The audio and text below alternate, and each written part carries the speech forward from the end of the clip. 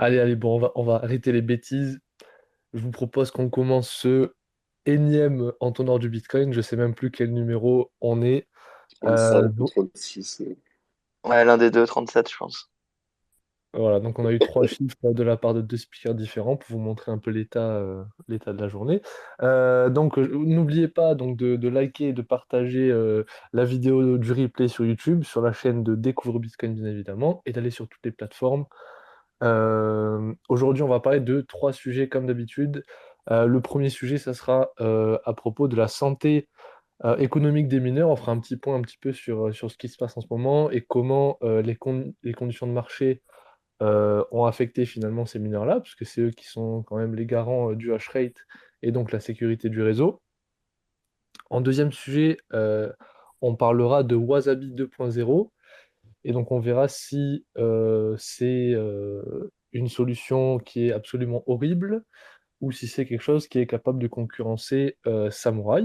Donc ça sera une discussion un peu technique, mais je pense que ça sera intéressant.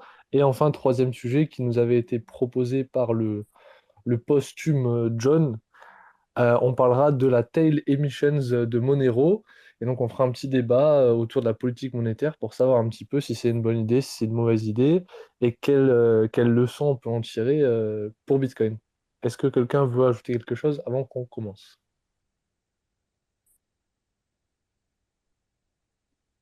Moi, ça va. Allez, bah, Non. du coup, je vous propose qu'on commence sur le sujet minage. Et évidemment, si vous voulez me couper un moment pour qu'on discute de certains points, n'hésitez pas.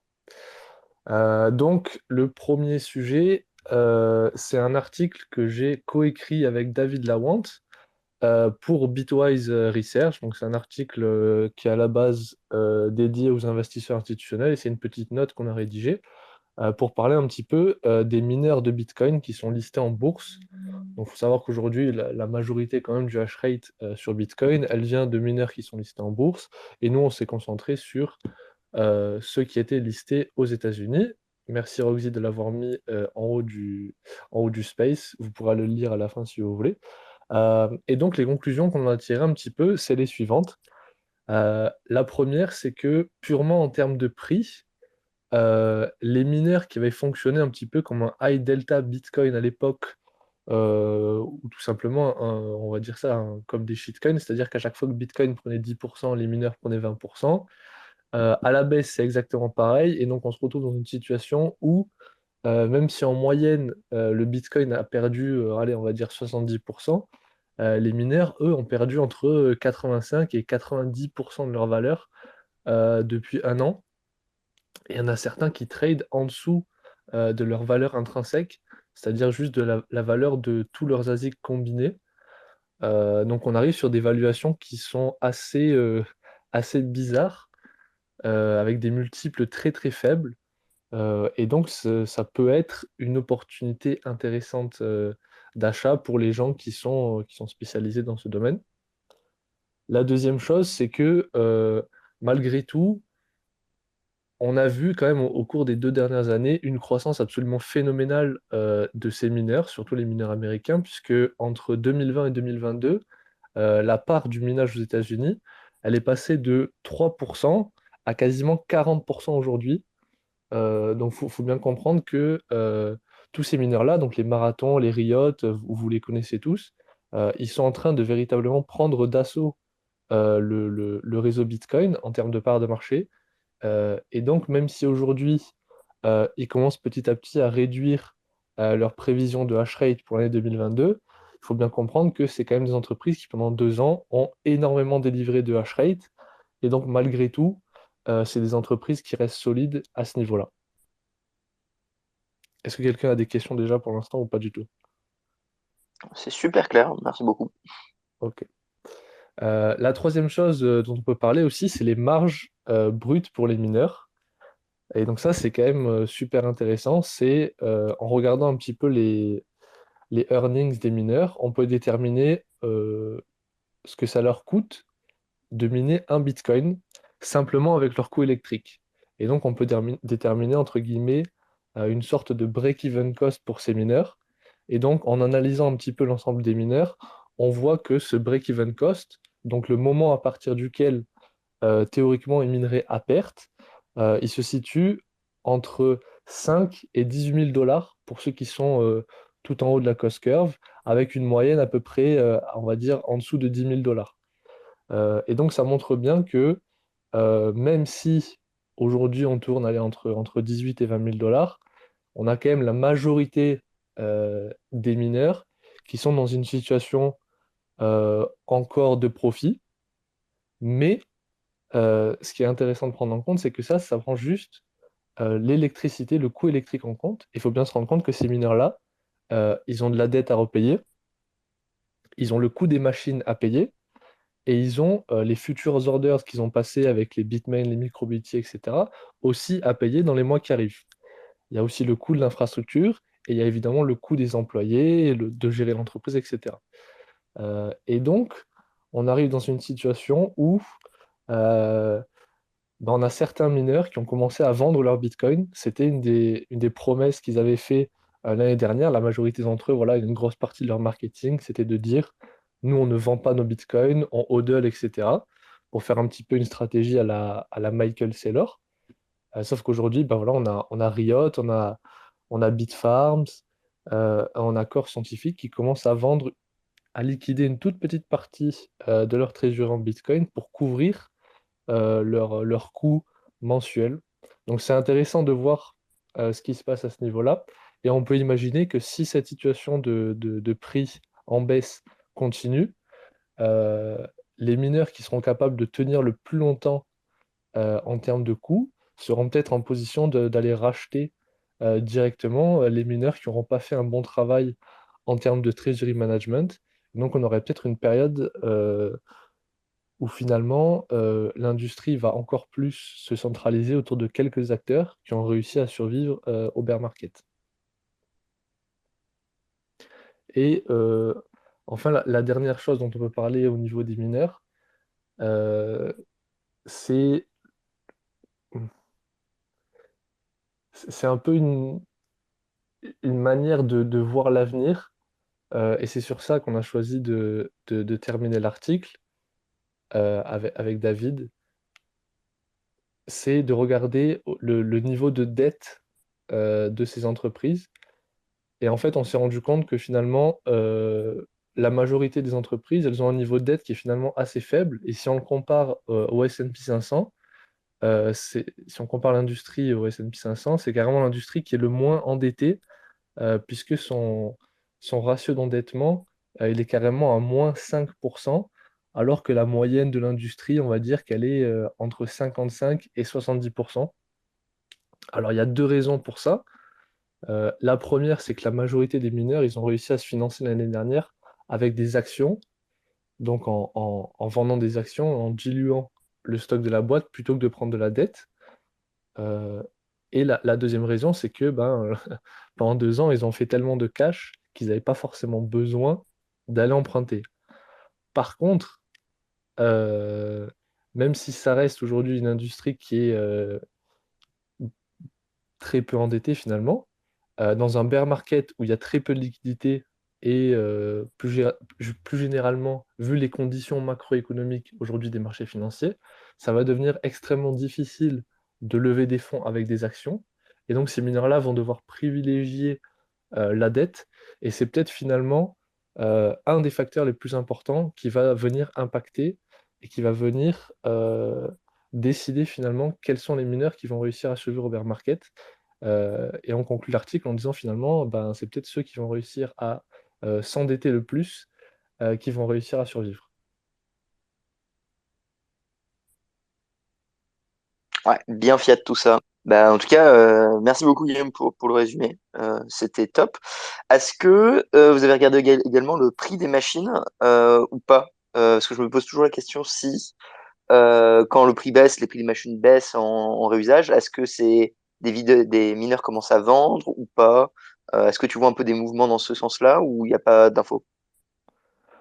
Non, les mineurs, globalement, eux, ils ont le problème inverse, c'est-à-dire qu'ils sont pas là à débrancher des machines, puisque c'est généralement des machines de dernière génération, tu vois, des S19, etc.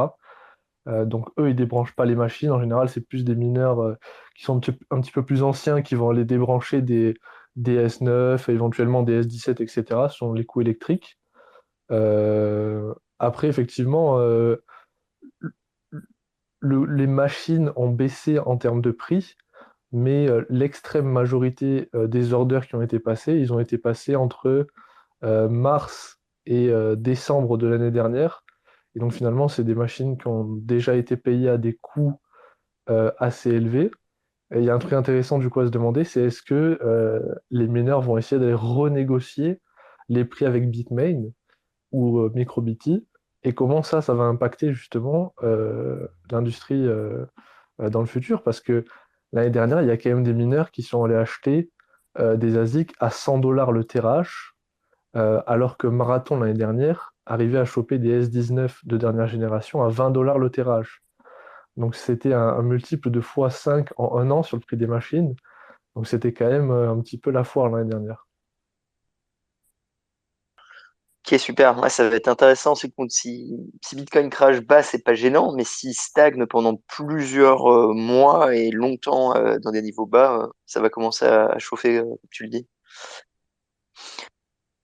D'ailleurs, bah, j'ai une question. Pourquoi ils, ils détiennent voilà, la plupart des bitcoins qui vont miner, etc. Mais ils pourraient quand même, je sais pas, revendre une dizaine de pourcents, quelque chose comme ça, pour essayer de d'avoir, même si voilà, c'est du fiat, mais ça reste du fiat pour justement payer les factures, etc.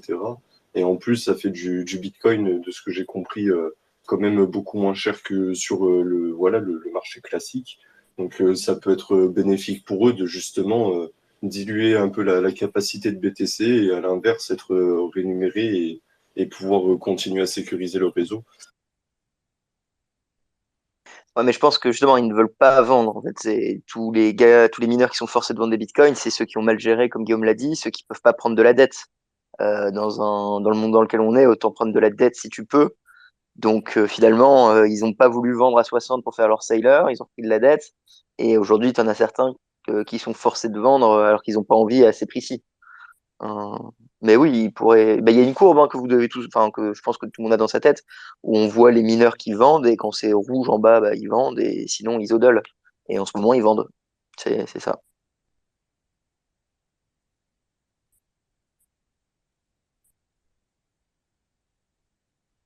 J'ai coupé l'ambiance. Je sais pas, Guillaume, t'as un truc à te dire? Non, non, j'essayais de voir s'il y avait des questions.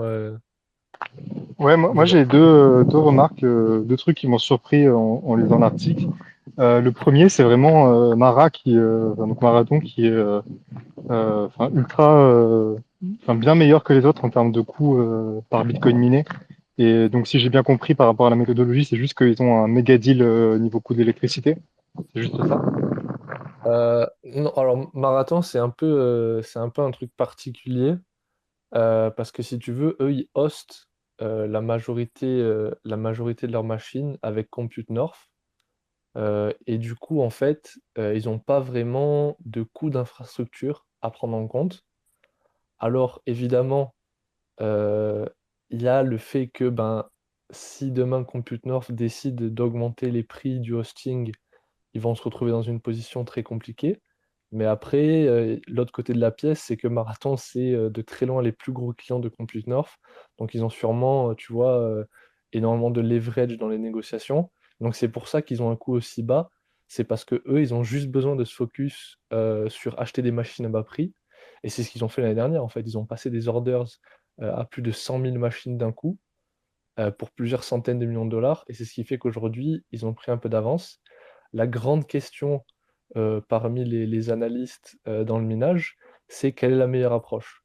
Est-ce que la meilleure approche, c'est, tu vois, s'endetter au max, acheter énormément de machines d'un coup et pas du tout se focus sur ton infrastructure? Ou alors est-ce que le meilleur deal, c'est vraiment être le propriétaire, tu vois, de tes data centers et de jouer le long game comme ça? Et pour l'instant, on n'a pas d'élément de réponse, mais comme tu le vois, du coup, Marathon, ils sont très bien. Et Yes, c'est un peu un pari sur l'environnement régulatoire aussi finalement. Euh, Après, je sais pas dans quelle mesure des boîtes côté serait prête à, enfin, ce qu'elle pourrait faire si jamais, par exemple, les US essayaient de ban la proof of work. Mais c'est clair que ça place pas Marathon du coup dans la meilleure position s'ils ont vraiment aucune prise physique sur leur machine. Bah après, toutes les machines, elles sont aux États-Unis, donc moi je dirais plus que c'est un avantage pour eux parce que du coup, si le minage est interdit aux USA, tous les mineurs qui ont dépensé, bah, par exemple Riot, tu vois, qui a dépensé des centaines de millions pour construire Whinstone au Texas, eux ils ont des coûts qui ont été engagés dans l'infrastructure. Du coup, ils vont devoir abandonner ces fermes-là pour changer de pays, alors que Marathon, eux, ils n'ont pas d'infrastructure, donc entre guillemets, ils sont plus mobiles. Après, pour bouger 100 000 machines, ça sera quand même un travail de titan, quoi.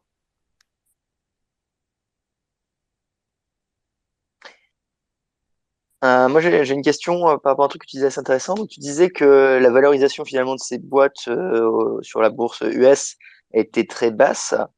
À quel point est-ce que tu considères que c'est bas? C'est-à-dire qu'aujourd'hui, on a littéralement trois choix. C'est t'achètes une machine, tu te mets à miner, t'achètes du Bitcoin, ou du coup, t'investis directement dans une part d'action de ces sociétés. C'est un peu les trois choix que tous les viewers pourraient avoir sans conseil financier. Euh, c'est ils sont quand même extrêmement valorisés et c'est encore, ça peut refaire en termes de capitalisation totale, ils sont toujours très hauts comme beaucoup d'altcoins ou est-ce que ils ont quand même beaucoup pris dans leur gueule? Non, mais c'était la raison principale pour laquelle nous, on a voulu écrire là-dessus.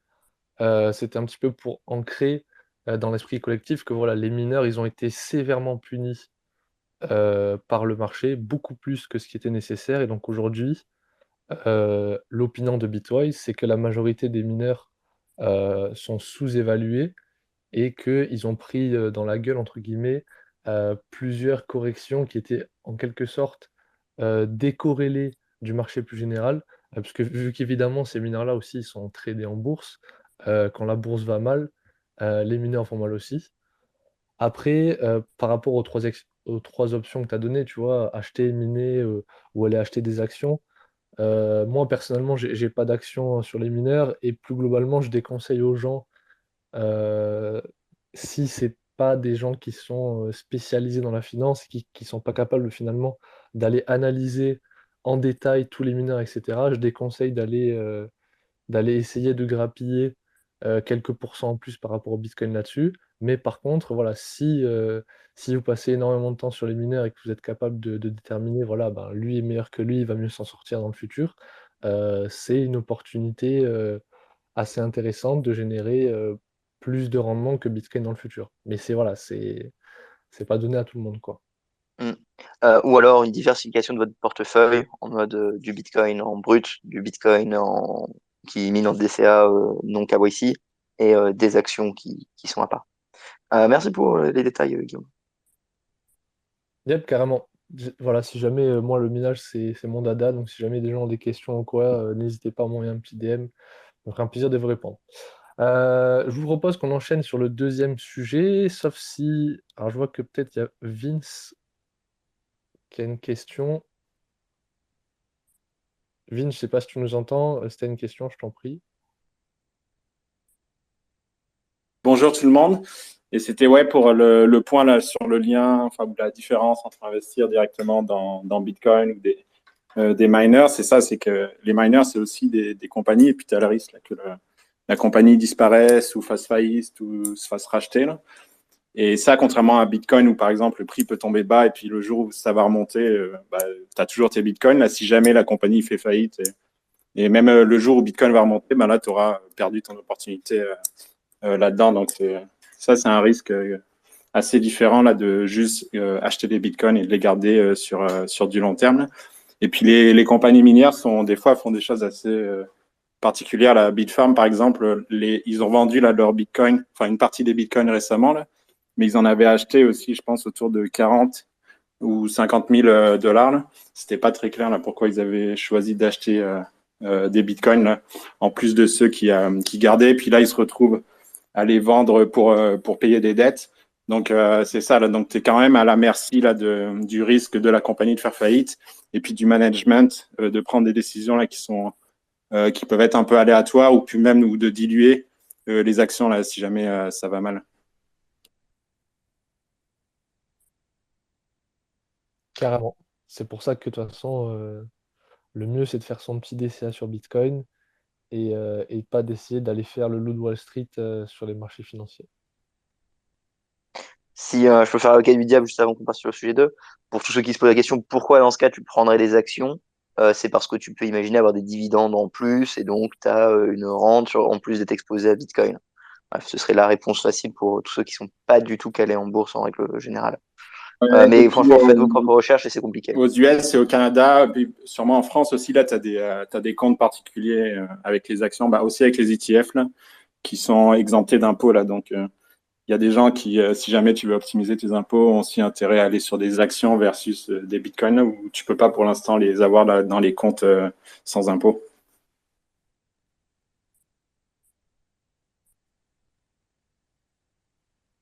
Hard Disk, ou qui a été récemment renommé du coup Moldisk. Je sais pas si tu as une question pour nous. Je te laisse la parole. Je sais que après avoir été éjecté, bien sûr, dans certains groupes, je suis en croisade maintenant. Non, non, mais c'est juste par rapport à ce dont vous parlez. Qu'est-ce que vous pensez et est-ce que vous, enfin vous, non, vous recommandez jamais rien, mais est-ce que vous recommandez avec des gros guillemets de s'intéresser à MicroStrategy ou est-ce qu'ils sont si corrélés que ça à BTC? Parce qu'ils ont, est-ce que BTC est un side business de MicroStrategy ou est-ce que MicroStrategy est d'avant tout une boîte BTC qui fait aussi du software? J'arrive pas trop à voir ce qu'ils font en dehors en fait de Sailor qui est là genre Bitcoin is monetary energy fois 1000 tous les jours, tu vois. Qu'est-ce qu'il fait ce monsieur, tu vois? Bah, c'est pas trop le millage. Si tu veux, tu as une vidéo de grand angle qu'il avait fait il y a peut-être un an où il explique le business de MicroStrategy. Et Mike Toussaint, bah, c'est qu'il a principalement des bitcoins et de la dette. Donc aujourd'hui, tu achètes juste un fonds qui permet de t'exposer à Bitcoin, comme on le dit, et peut-être sans payer de taxes ou avec d'autres véhicules financiers qui n'étaient pas dispo avant. Hein. Mais je pense que Bitcoin est la majorité de son activité aujourd'hui, enfin juste le hodl, quoi. Ouais, c'est un peu ce que j'avais l'impression aussi, ouais. Là, c'est la raison pour laquelle aussi les mineurs ont commencé à avoir cette stratégie de hodl l'année dernière. C'était parce que voilà, il y avait énormément de demandes de la part des investisseurs institutionnels, des hedge funds, etc.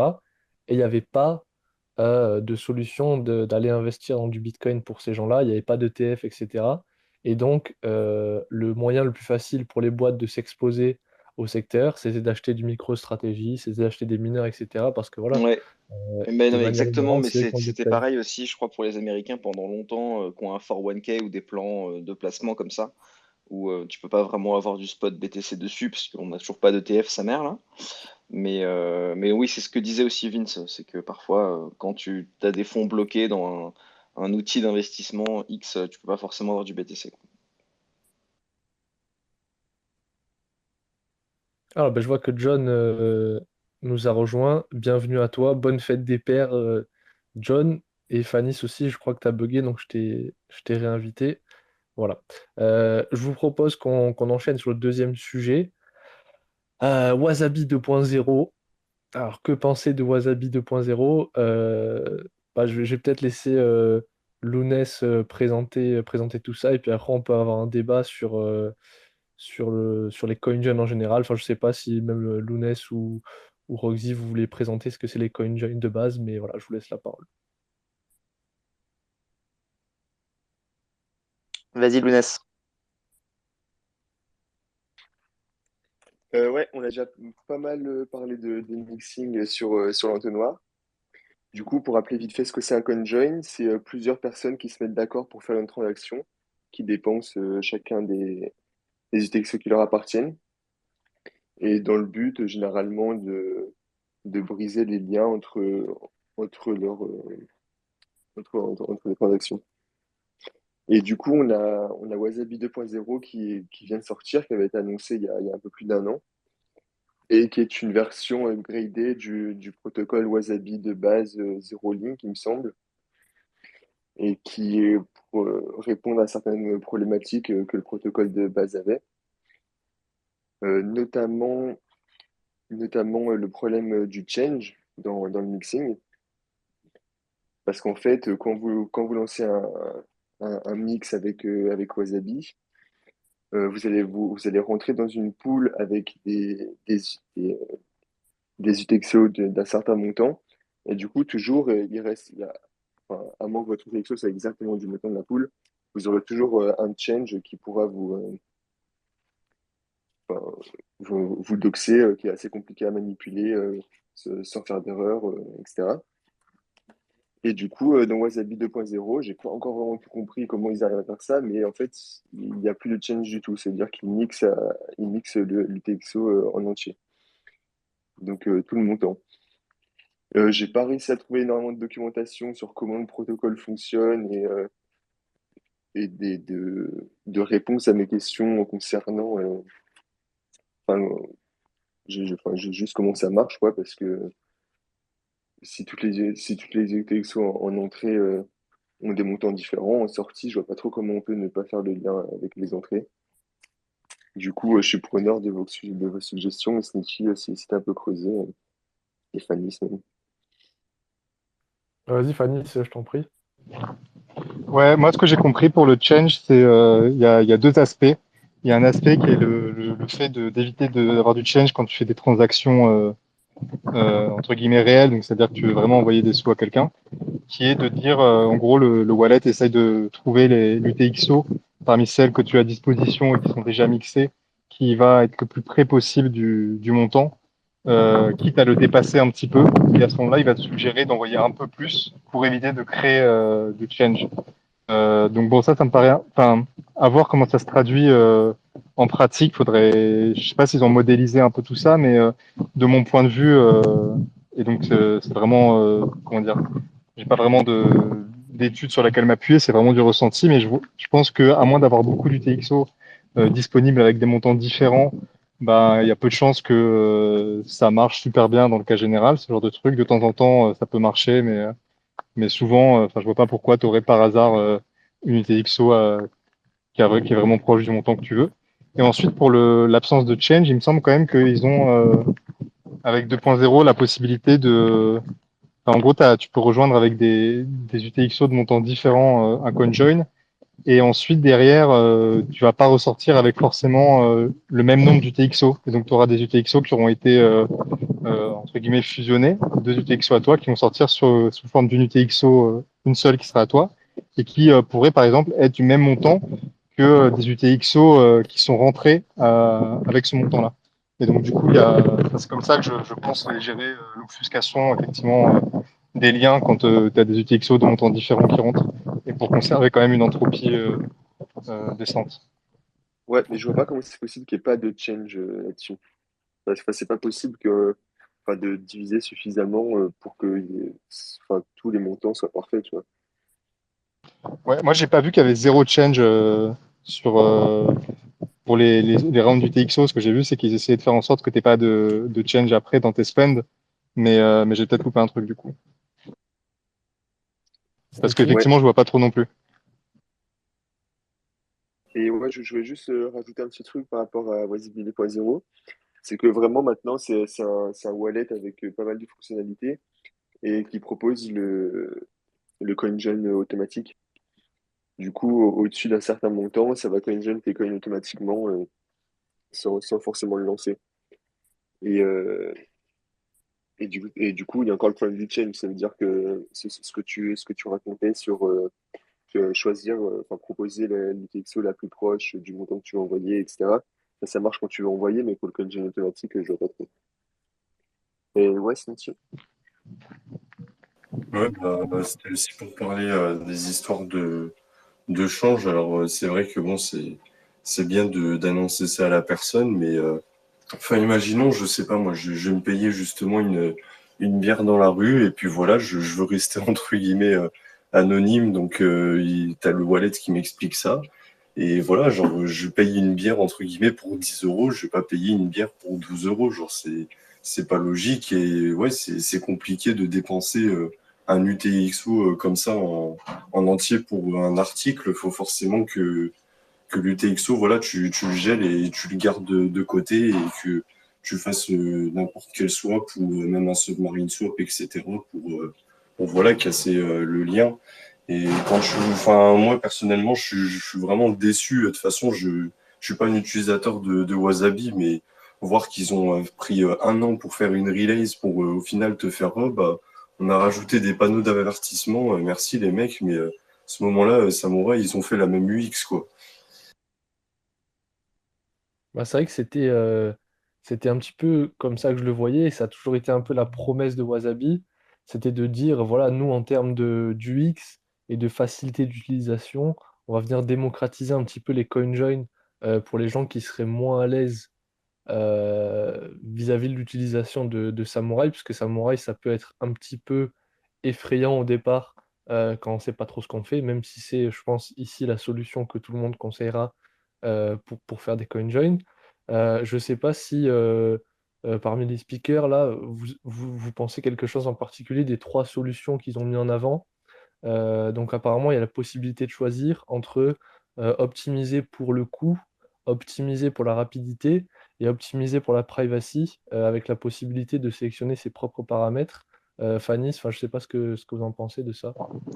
Ça, moi, je trouve ça génial. C'est la seule feature nouvelle que je trouve vraiment intéressante dans Wasabi 2.0. Alors après, peut-être, enfin, pour être complètement clair, j'ai pas suffisamment creusé vraiment les changements qu'ils ont pu faire dans le protocole en lui-même de CoinJoin pour pouvoir dire si ça s'est amélioré de ce côté-là.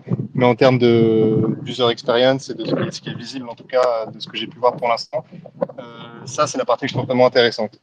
Parce qu'effectivement, j'ai l'impression, Samurai, pour le coup, eux, c'est vraiment leur approche, elle est très, enfin, c'est vraiment privacy maximale, quitte à ce que tu aies des frais un peu élevés, quoi, avec notamment la transaction de prémix, hein, ce genre de choses. Et alors que là, le fait de pouvoir ajuster en tant qu'utilisateur suivant tes préférences, je trouve ça très intéressant et enfin voilà, assez utile. Ouais, et pour préciser, en fait, ces paramètres-là, tu peux choisir l'anonymity set que tu veux, et puis les intervalles de mix, en fait. Donc tu peux choisir de mixer toutes les heures, ou alors tous les jours, tous les mois, enfin toutes les semaines, tous les mois. En fait, Ouais, ils ont Loïc, repris l'interface de Sparrow et l'interface de Whirlpool GUI et ils ont fait un truc sur Wasabi, quoi. non, enfin, l'interface utilisateur, enfin, c'est pas du tout la même. Enfin, je parle des fonctionnalités, pas de Ah Non, l'interface. bah oui, oui. non, non, non, bah non. Ça marche pas, non. Ça marche pas du tout comme Whirlpool, hein. Non, mais le truc là de la sélection justement des vitesses T'as de pas, t'as, transaction en efficacité, privacy, etc. t'as pas, ce Whirlpool, ça ne permet pas de sélectionner ça, ça te permet de sélectionner juste la taille de tes poules. Donc, Ouais, mais ça, le et, Whirlpool GUI, c'est tu peux proposer justement le set d'anonymat maximal pour comment dire ton UTXO particulier. Et sur Sparrow, tu peux faire aussi l'histoire de l'efficacité ou privacy d'une transaction, pas de Whirlpool. là, ça te Oui, dit oui, juste de refaire le nombre de mix. Mais ouais, oui, oui, je vois ce que tu veux dire, hein, mais ouais, ça me- pour Sparrow, ça n'a rien à voir avec enfin, la transaction plutôt mode privacy ou plutôt mode efficience, ça n'a rien à voir avec le mixing. C'est juste quand tu dépenses une transaction, il te conseille deux modes, soit le mode classique, tu dépenses UTXO, puis tu as, un output et puis un change, soit tu choisis d'obfusquer un petit peu tout ça et que tu, en sortie, enfin, tu prends plusieurs UTXO en entrée, puis en sortie, tu t'arranges pour en avoir deux du même montant, un truc comme ça. C'est ça ce qu'ils appellent le privacy sur Sparrow, mais ça n'a rien à voir avec le mixing. Ouais, Loïc? Ouais, salut à tous. Juste pour rectifier, le change, c'est pas du tout un souci hein, qu'il y avait sur Wasabi 1.0. Le problème, selon moi, c'était plus au niveau des réutilisations d'adresses et de l'organisation anarchique du portefeuille. On avait le change qui n'était pas isolé sur un compte différent, alors que sur Whirlpool, c'est isolé. Et après, il y avait des soucis de réutilisation d'adresses entre des coins mixés et des coins de change. Donc là, je sais pas si... il y a ça, mais il y avait aussi le mode où, en fait, tu sais, qu'on appelait les peeling chains, en fait, où quand ton montant à mixer était trop important, en fait, il les faisait mixer en fait, de manière itérative au fur et à mesure, et donc tu pouvais suivre, en tout cas en entrée, la suite des transactions et coupler avec de la réutilisation d'adresses. Oui, c'est vrai qu'on pouvait se retrouver à démixer complètement tout le mix, quoi. Mais ça, c'est un truc où la peeling chain, c'était spécifique à Wasabi, et c'est pour ça qu'il y a un mème qui tourne, c'est la banane, parce que la peeling chain, ça fait vendre une banane, quoi. Et après, le problème du change, je ne l'ai pas inventé, hein, je le sors du papier de Wabi-Sabi qu'ils ont écrit eux-mêmes. Ils exposaient un petit peu ce problème-là. Ouais, mais c'est pas vraiment un problème. Je t'enverrai un autre article, je sais plus comment il s'appelle, là, le mec qui l'a écrit, qui parlait de la différence fondamentale entre Samurai et Wasabi sur la TX0, c'est-à-dire sur l'égalisation des inputs avant de les envoyer en mix. Et en fait, c'est pas forcément ça le souci qu'il y a un change que le change soit inclus dans le CoinJoin sur Wasabi. C'est plus au niveau de la gestion de ce change après. Parce que s'il est sur une adresse différente, ça changerait en fait. Mais de toute manière, Wasabi, pour eux, le change, c'était un non-sujet. Ils vont jamais te dire on a résolu le problème euh, on n'a jamais résolu tel ou tel problème. Tu vois, le problème que tu décris, ils vont jamais le mettre en corrigé parce que pour eux, c'était pas un problème. Tu vois, souvent, l'histoire de réutilisation d'adresse qu'ils évoquaient, c'était une erreur utilisateur. Enfin, c'est souvent ce qui était Ouais, remis en évidence. Donc, tu vois, il y a mais c'était pas le cas. pour eux, ouais, mais tu vois, ils peuvent. Enfin, tu feras jamais dans le papier en fait un truc qui dit on a corrigé ce problème alors qu'en fait ils l'ont toujours nié, quoi. Mais oui, c'est sûr. Après, ça serait donner raison à Samouraï. Mais... Et juste, je voulais juste dire quelque chose par rapport aux frais. Tant que j'ai la parole, les frais sur Whirlpool, ils sont. C'est pas le même mécanisme de frais, mais au final, quand on veut vraiment bien mixer, c'est beaucoup moins cher sur Whirlpool que sur Wasabi. Sur Wasabi, c'est un système de frais qui est proportionnel à l'augmentation de l'annonset, enfin, d'un des deux annonsets pour être précis. Et au plus on veut que cet annonset augmente, au plus il faut payer. Donc ça peut vite devenir cher. Alors que sur Whirlpool, on paye un frais fixe en entrée. Et après, une fois qu'on est dedans, on peut remixer tant qu'on veut. Et l'annonset augmente de façon exponentielle sans qu'on ait à payer plus. Donc si on veut mixer proprement, les frais sont moins élevés sur Whirlpool. Ouais, mais ça, par rapport à ça, vu que je réagis puisque tu rebondis sur ce que je disais, euh, en gros, c'est plus ou moins ce que j'essayais de dire quand je disais que sur Samurai, tu payes entre guillemets des frais qui correspondent à une privacy élevée, alors qu'en fait, si ça se trouve, certains utilisateurs sont prêts à légèrement enfin, faire enfin, downsize la privacy qu'ils récupèrent pour payer moins de frais, ce qui est possible effectivement si tu as juste ce genre de truc sur Wasabi. Mais ouais, là, clairement, c'est des modèles de frais différents, effectivement. C'est cool de le rappeler, ouais. Les gars, il y a peut-être Et un pour truc. rebondir, Vas-y, vas-y. pour rebondir sur le côté le change, pour moi, c'est aussi un côté très marketing là, le fait de d'avoir. Enfin, il y a mille autres manières de pallier le problème de change que de dire on a supprimé le change. Ils auraient pu faire en sorte que ce soit géré de manière correcte, comme c'est le cas sur Samurai. Et à mon avis, c'est plus du marketing pour pouvoir dire après, bah regardez, nous on a carrément viré le change. Alors en plus, voilà, avec tous les doutes qu'on a émis sur comment est-ce que ça marche dans les faits de virer le change. Alors qu'effectivement, sur Samurai, ben, on aura toujours du change, sauf que sur Samurai, ça pose pas le problème, ben, exactement par rapport à ce que tu as dit, Loïc. Ouais, et enfin, la nouvelle feature principale aussi qui mettent beaucoup en avant, c'est le fait de pouvoir rentrer avec n'importe quel montant du TXO. Il n'y a pas de montant minimum ou maximum ou précis à utiliser. Enfin, ça, si tu arrives à rentrer dans le mix, puisque vu qu'ils ont prévu de mettre un gardien en face des mix pour interdire le mixing aux méchants et l'autoriser aux gentils, il faut juste espérer avoir un UTXO qui soit considéré comme gentil pour gagner de la privacy. Bon, bah, du coup, voilà, c'est ça que je voulais dire, et c'était un peu pour remettre du contexte pour les gens qui nous écoutent. Pourquoi, généralement, il y a beaucoup plus de doutes sur Wasabi 2.0, pourquoi c'est beaucoup plus voilà, pourquoi c'est beaucoup plus critiqué en général, c'est parce qu'à un moment donné, alors je sais pas s'ils sont revenus en arrière, j'ai pas l'impression, mais Wasabi avait mis un système, vous saurez mieux l'expliquer que moi, mais en gros de blacklist de certaines adresses qui considéraient comme criminelles ou je sais pas quoi. Donc évidemment, pour un CoinJoin qui est censé venir nous libérer du carcan, des analyses on-chain, etc., c'est du bullshit absolu et c'est pour ça que, il y a énormément de gens de la communauté qui détestent absolument Wasabi. Et vas-y, Fanny, je t'en prie, si tu veux mieux expliquer que ça, mais c'est pour ça que, il y a beaucoup de doutes sur Wasabi et que nous, en général, on préfère tous ici Samouraï. Ouais, par rapport à ça, ça me fait un peu chier parce que du coup, je me trouve obligé de presque défendre Wasabi alors que j'ai pas du tout envie. Mais faut bien distinguer, je pense, le protocole, donc Wasabi ou Whirlpool, du coordinateur. Donc coordinateur, c'est celui qui va s'occuper d'échanger des petits messages entre les gens qui veulent faire des CoinJoin pour que le CoinJoin puisse avoir lieu à la fin. Parce que c'est quelque chose qui n'est pas automatique, hein, il s'agit de faire une transaction commune entre plusieurs personnes qui se connaissent pas, donc il faut un coordinateur au milieu.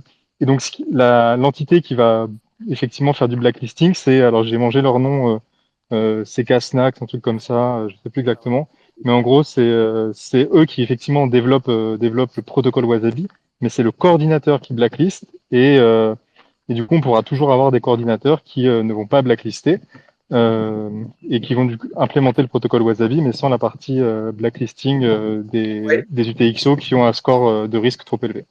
Oui, juste, il faut préciser, en plus de ça, c'est que les mix, ils marchent tant que les mix sont assez profonds, c'est-à-dire qu'il y a assez de participants dans le mix. Alors, simplement dire, on va créer un nouveau coordinateur, mais que ce coordinateur, en fait, il est complètement anecdotique par rapport enfin, le coordinateur de Wasabi. Bah, tu vois, ça te met potentiellement en risque d'avoir un anonymat bien plus faible parce qu'en fait, les mix sont beaucoup moins profonds, il y a beaucoup moins d'utilisateurs.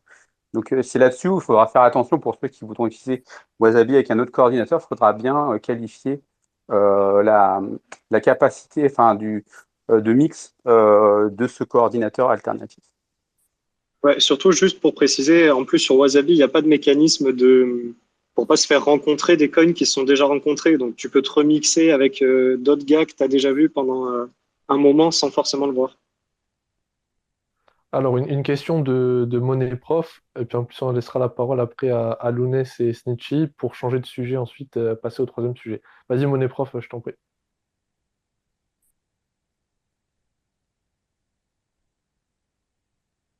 Ok, bah Ok. Lounès et Snitchy, du coup,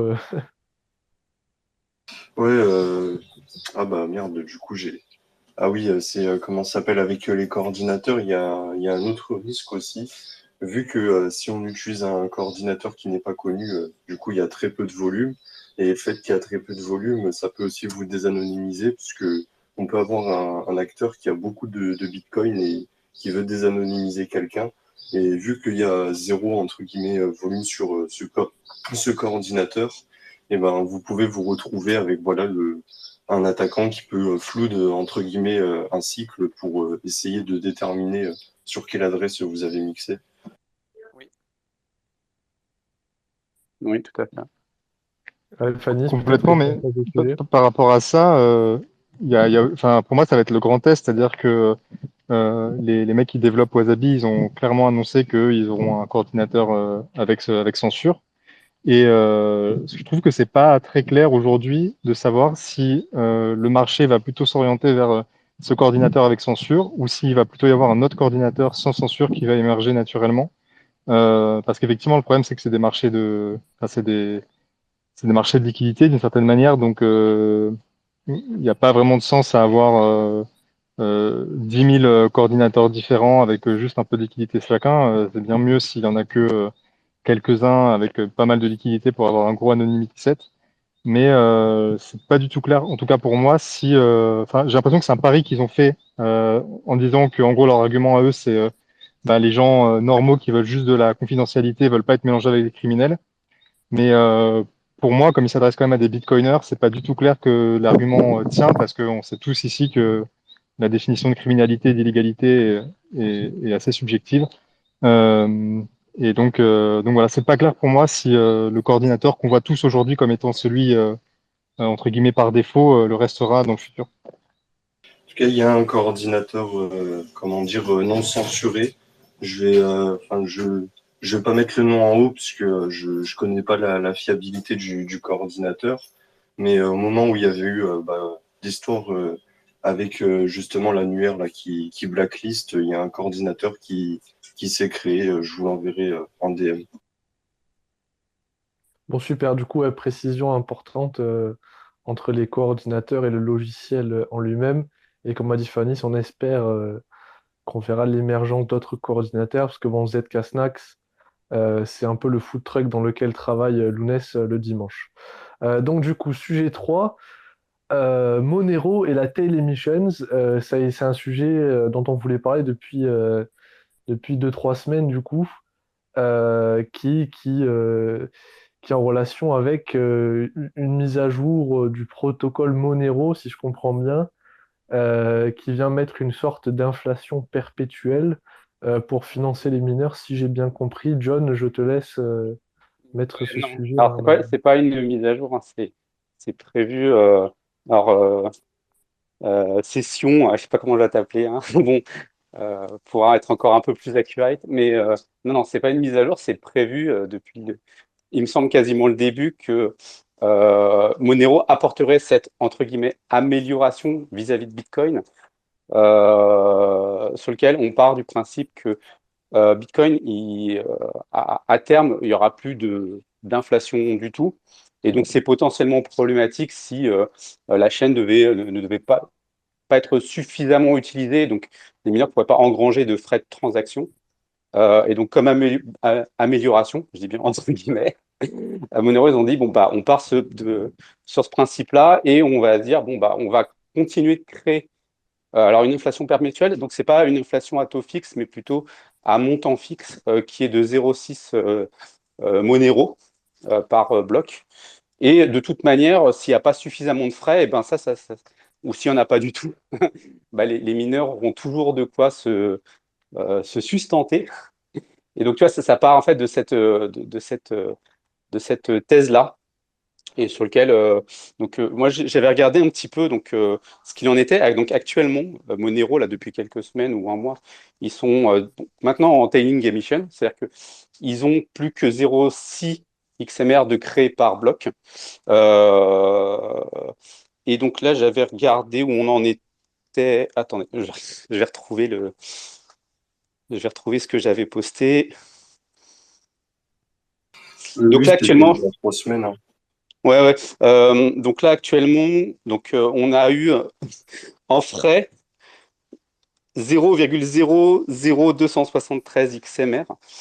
Et donc, un bloc, ça rapporte 66 dollars. Et sur les dernières 24 heures, euh, le, les revenus des mineurs, c'est de 45 661 dollars d'engranger.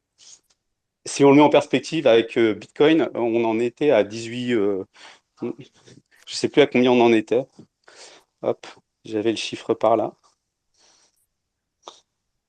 Enfin, si quelqu'un l'a, ce serait cool. Tu parles de quel chiffre, John? Le revenu total par jour des mineurs. Ah, par jour? Moi, je suis pas assez Ouais. rapide de tête pour le faire. C'était le truc que tu as mis là. C'est 411 Reward, c'est plus. 18 millions de dollars par jour. Donc là, Monero qui est en tailing emission, on est à 4500. Donc voilà, bon, c'est juste pour remettre les choses un peu en perspective.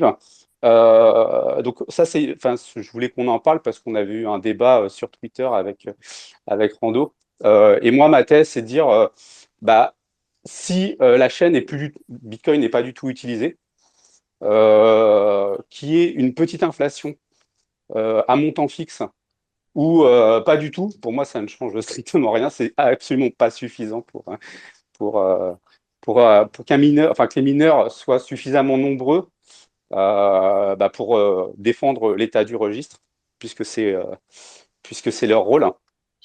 Donc, à mon sens, c'est complètement neutre du point de vue sécurisation du réseau, et ça ne l'est pas du point de vue fondamental économique vis-à-vis de l'école autrichienne. Voilà, je ne vais pas dire non plus trop d'âneries.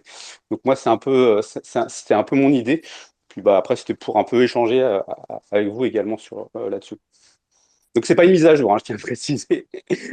C'est quelque chose qui est prévu depuis le début. Finalement, du coup, c'est un petit peu ce que tu as l'air de dire, c'est que c'est une demi-mesure finalement. C'est-à-dire que si vraiment Bitcoin doit fail, c'est pas ça qui va le sauver. Et donc finalement, c'est un peu entre les deux, quoi, c'est ça? Ouais. Bah, en fait, c'est un peu ce que dit Satoshi, il avait dit, c'est que à terme, soit Bitcoin sera très utilisé, soit pas du tout, mais il n'y aura pas trop de, sur le long terme, il y aura pas trop de demi-mesure en fait entre les deux. Il faut qu'il soit suffisamment utilisé, donc il faut qu'il y ait un marché des frais. Et si on n'arrive pas à générer un marché des frais et qu'à terme, bah, je sais pas, on pourrait l'imaginer, hein, mais ce serait plus du tout utilisé, bah, qu'il y ait une mini-inflation ou pas, bah, ça changera absolument rien, quoi. Ok. Mais à l'inverse, lui aussi il dit que voilà, il faut qu'on ait un revenu minimum pour générer des blocs. Faut que Oui, pour oui, ça, bah, quand même les que frais de même transaction, si quoi. la récompense, elle est pas, comment dire, elle est pas énorme face aux transactions, etc. Faut toujours que justement on ait une intensive en fait pour venir à les miner. Oui, bah, les frais de transaction, quoi. Ouais, Oui, Et mais et un c'est marché des frais de justement, transaction. c'est comment dire aussi, à un moment, faut bien aussi que, comment dire, les frais de transaction, etc. aussi soient compensés, puisque faut, quand on va payer, entre guillemets, pour faire des transactions, etc., ça va devenir entre guillemets, de plus en plus cher, ou sinon, faut qu'il y ait des mineurs, etc., qui se fassent rect. Et là, au moins, on a un moyen de financer en partie les mineurs et de garder toujours un marché de frais pour, voilà, garder quand même un financement normal des mineurs, quoi. en fait, Snitchy, c'est ça le problème avec les privacy coins, c'est que c'est des trucs qui sont focus sur les échanges. Et donc forcément, quand tu fais un échange, quand tu payes pour quelque chose, t'as pas forcément envie de payer beaucoup de frais. Et la différence avec Bitcoin, c'est qu'avec le temps, il va transitionner vers un modèle où ça sera pas forcément des échanges qui vont se faire on-chain, mais ça sera du settlement of value, et donc avec beaucoup de densité économique par bloc, là où du coup, ben voilà, si le bloc au total il fait 2 millions de dollars, c'est pas gênant de payer 80 dollars de frais. Et c'est pour moi Ah le non, non, problème je dis majeur pas le des contraire. Je pense philosophies que des Bitcoin, privacy justement, coins. excuse-moi. Ouais, c'est le problème majeur pour moi des privacy coins, c'est que euh, ces coins-là, du coup, ils ont besoin de leur propre blockchain, et effectivement, du coup, pour la faire tourner, plus tard, ils auront des problèmes. Et c'est là le gros avantage de Bitcoin, et on en parlait la dernière fois au dernier space avec Lounès, c'est que tu as Bitcoin B majuscule, qui est le réseau, et c'est celui-là qui va permettre finalement au Bitcoin de survivre, et tu as Bitcoin avec un B minuscule, qui est la currency, qui est là, du coup, pour s'échanger. Et alors, je vais peut-être dire un truc avec lequel personne ne sera d'accord, je pense en particulier à Loïc, mais moi, je pense que pour ce qui est de la privacy et des privacy coins, ils seront sur Bitcoin un jour. Et je pense en particulier à Taro. Et c'est pour ça qu'en fait, c'est très difficile de faire la différenciation entre privacy coin et privacy coin sur une autre chaîne, en fait. Et donc, c'est ça pour moi le problème majeur qui est difficile à régler pour Monero. Vas-y, je t'en prie, du coup, Snitchy. Bah, je voulais dire pour Bitcoin, maintenant c'est plus nécessaire d'avoir voilà une inflation résiduelle puisque le réseau il est lancé, il y a largement le volume de transactions pour financer les mineurs.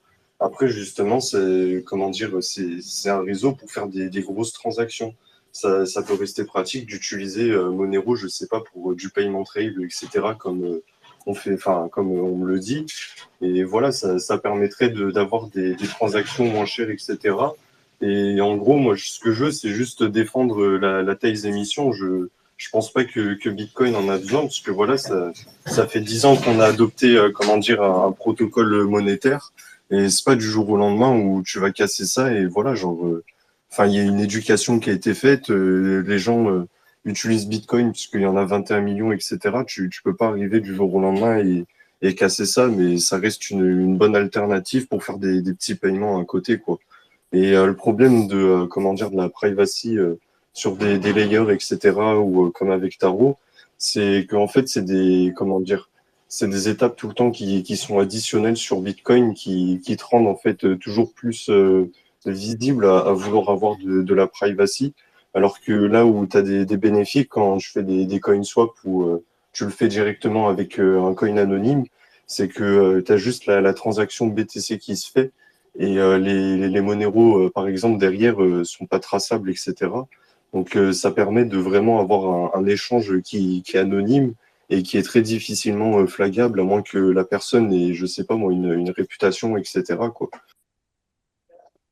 Alors, si je peux compléter, moi, ce que je disais, c'est à la base, c'était plutôt neutre dans le résultat d'avoir une télémission ou pas. À la base, on était sur un débat avec un autre Monero Boy qui, pour lui, la télémission était supérieure. Et alors là, bon, pour le coup, je suis vraiment pas d'accord. Enfin, je pense que c'est une vision un peu, peut-être un petit peu naïve de l'état, de comment, enfin, des réels besoins pour sécuriser un layer 1. Après, Taro ou une sidechain, euh, moi, j'aime bien parler de risque de contrepartie. C'est lorsqu'on échange avec du Monero, on a un risque de contrepartie qui peut être diminué avec les protocoles de swap. Mais on a toujours un risque de contrepartie, c'est qu'il faut qu'il y ait quelqu'un en face pour pouvoir échanger. Et donc, si on n'a pas, eh ben, on ne peut pas faire sans swap. Alors, il est pas forcément gênant, mais sur Taro, on peut imaginer des mécanismes un peu similaires et les risques de contrepartie, ils seront soit similaires, soit enfin, voilà, ou meilleurs, mais ça, il faudra voir au cas par cas. Et également, bah, après, accepter ces fameux risques de contrepartie. Dire bah, quel est ce qui me semble le plus juste pour pouvoir faire des transactions avec de la confidentialité. Bon, bah, du coup, l'équipe, il est 19h, ça fait 1 heure qu'on discute. Je vous propose de gentiment clôturer ce space du dimanche, à moins qu'il y ait quelqu'un qui veuille lever la main du coup, pour ajouter quelque chose. En attendant, oui, Ouais, je voulais. Bon, merci pour le débat, hein, tout le monde. J'avoue que j'ai pas trop participé. Par contre, il y a un truc que vous devez tous prendre en compte, c'est que dans tous les cas, que ce soit techniquement ou pas, ils vont un jour essayer de mettre de l'inflation sur Bitcoin. Il y a des gens qui vont le chill. L'État va essayer de le faire. Donc, c'est un débat qu'on va avoir pour les 40 prochaines années. Juste pour vous prévenir que c'est pas la dernière fois qu'on va avoir ce débat sur faut-il rajouter de l'inflation à Bitcoin. Voilà. Oui, oui, Ah, ça. pour compléter, je dirais, à un moment donné, des débats arriveront, c'était déjà un peu le cas, mais sur toujours la crainte que les frais de transaction ne soient pas suffisants. Donc, il y a d'autres débats qui retombent un peu sur les mêmes sujets, c'est la diminution de la taille des blocs ou créer des protocoles supérieurs type Taro avec comme prétexte de rajouter des frais de transaction on-chain. Tout on ça parle un pas peu, mal c'est de dans la... tarot, hein. Non, non, non, je dis T'as juste dit qu'en fait, prétexte. Non, je suis non, trigger, non, je suis trigger. ce T'as dit ce que je, prétexte. ce que je veux dire, c'est que Tarot, enfin, pourquoi pas, mais je veux pas que ce soit c'est quand on l'utilise comme prétexte pour rajouter des transactions on-chain. Je pense pas que ce soit le meilleur argument pour défendre Tarot. Euh, on peut dire que c'est potentiellement une conséquence, mais ça doit pas être un argument pour dire il nous faut Tarot pour ajouter des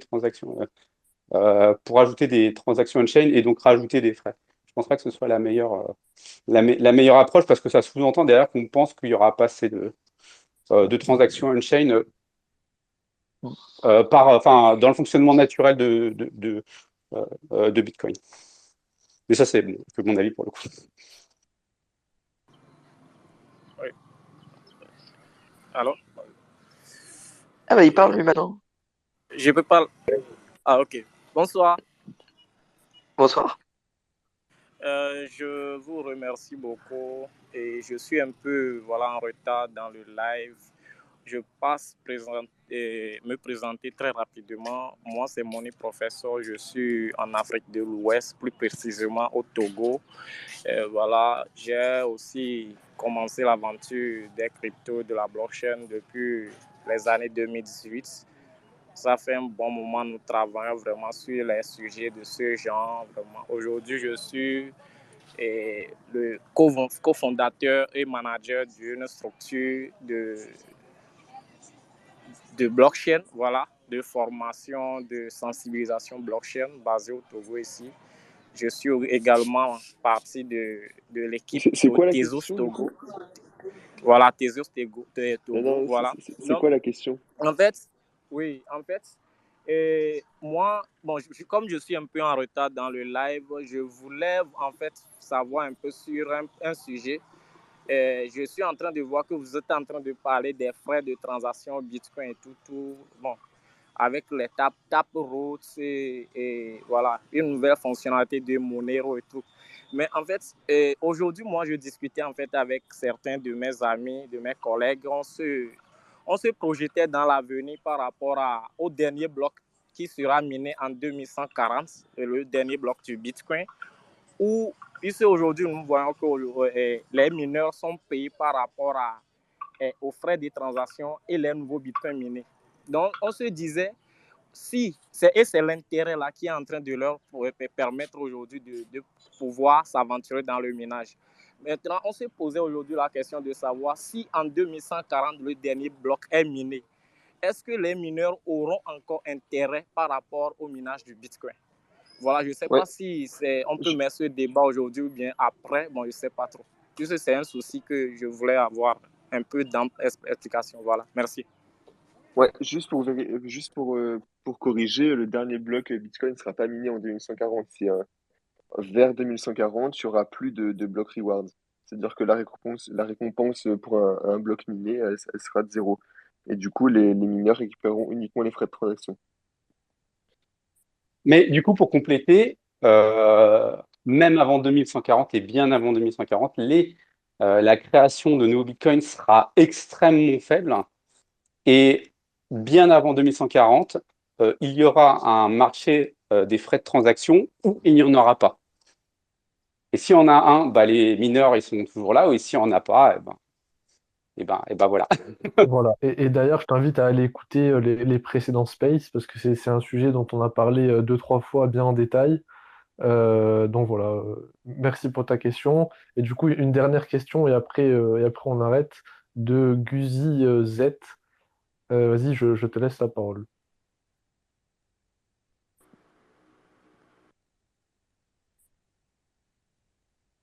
Il faut te démute en bas à gauche.